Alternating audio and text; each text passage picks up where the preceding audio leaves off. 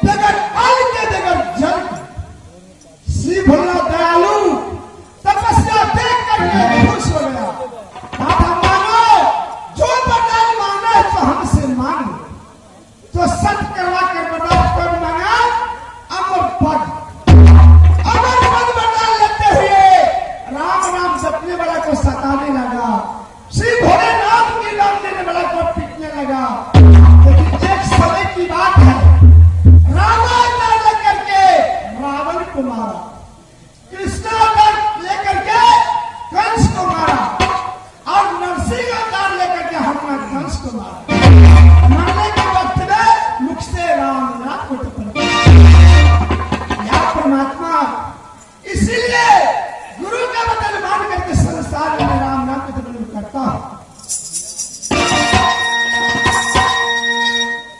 गुरु ने कहा, बेटा 12 वर्ष की रास्ता सूरजपुर बंगाल गया, सोची कन्या की डोला फुला करके दक्षिण से बड़ा करना शौक की वास्ती 24 वर्ष की रास्ता लीलापुर बंगाल गया, फुलियापुर की डोला फुला करके रखा अपना शौक की वास्ती 48 वर्ष की रास्ता धौलागिर बंगाल गया, 27 वर्ष का डोला फुला करके दक्षिण से बड़ा अपना शौक की वास्ती।